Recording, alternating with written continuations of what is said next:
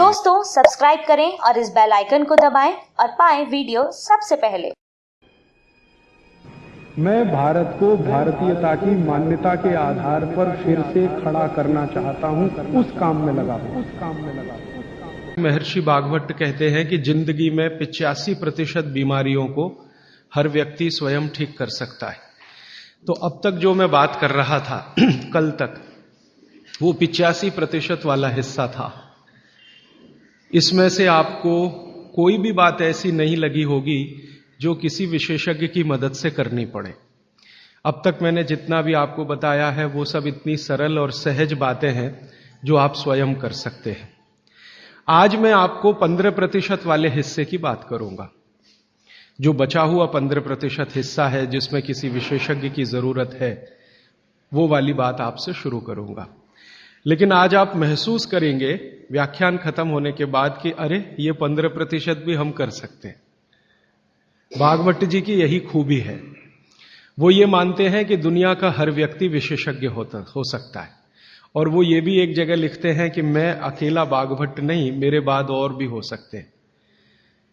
वो ये कहते हैं कि जो व्यक्ति भी अपने शरीर का सूक्ष्म अवलोकन कर सके, ऑब्जर्वेशन सूक्ष्म माइक्रो लेवल पे, वो सभी विशेषज्ञ हो सकते हैं।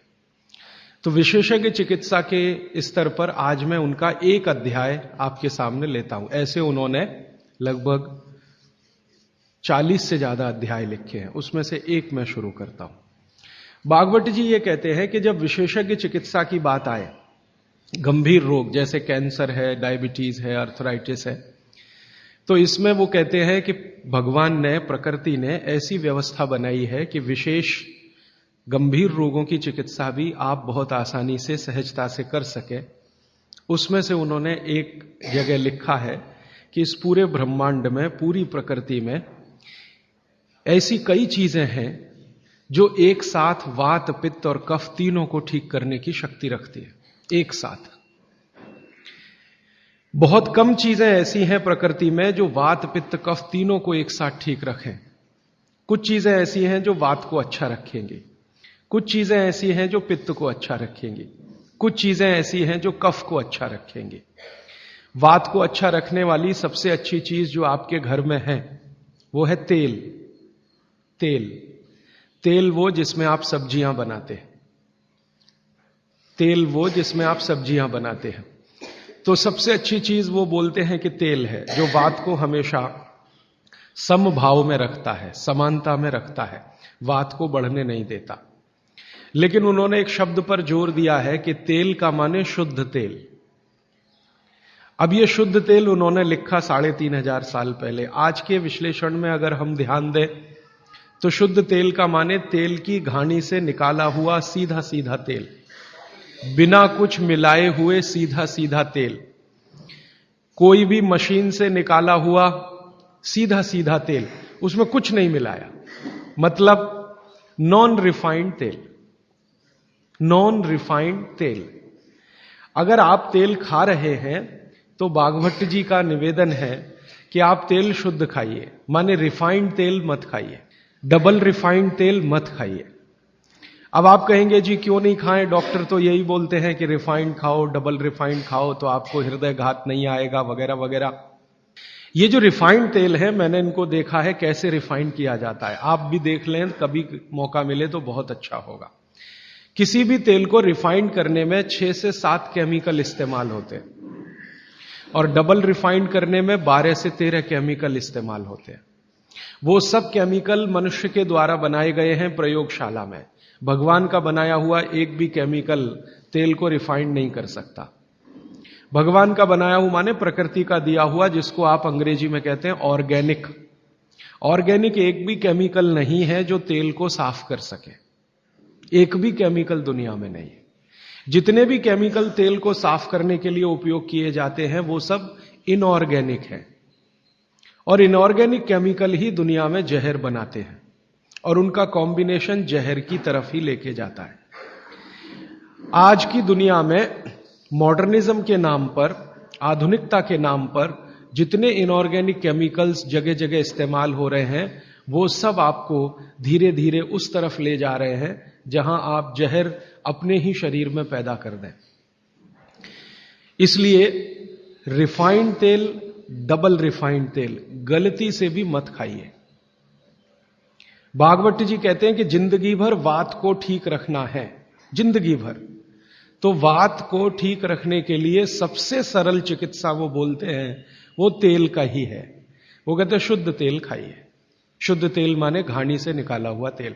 अब आपके मन में दो प्रश्न आएंगे तुरंत कि शुद्ध तेल में तो बास बहुत आती है।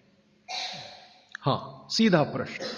दूसरा प्रश्न आएगा जी शुद्ध तेल बहुत चिपचिपा होता है, गाढ़ा होता है, चिपचिपा होता है और बास अलग से आती है। हम लोगों ने जब शुद्ध तेल पर भारत देश के कुछ वैज्ञानिकों की मदद से काम किया, एक तरह से कहें रिसर्च किया, तो पता चला कि तेल का जो चिपचिपापन है वो उसका सबसे महत्वपूर्ण घटक है।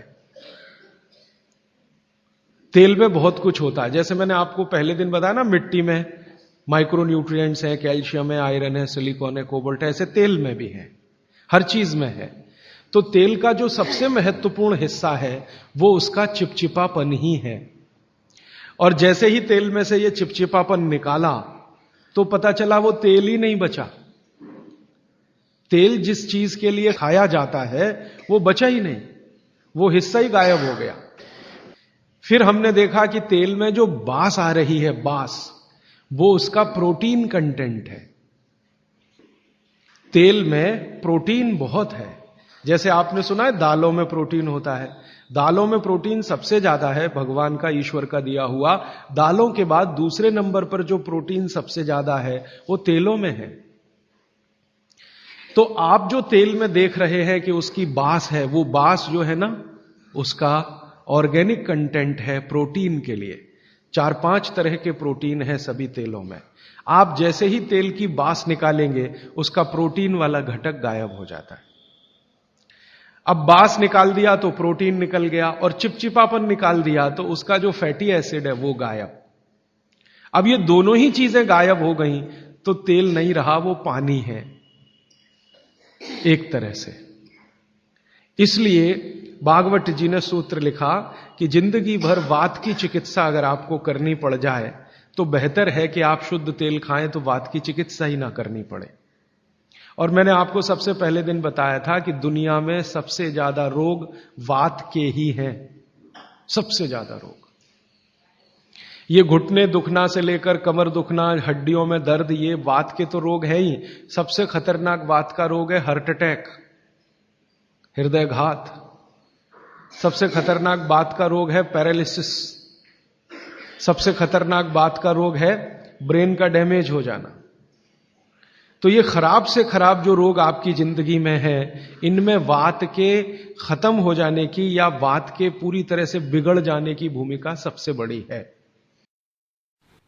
दोस्तों, सबसे पहले तो चैनल सब्सक्राइब करें, फिर लाइक, कमेंट और शेयर करें। और हाँ, हमारा एंड्रॉयड ऐप डाउनलोड करना ना भूलें।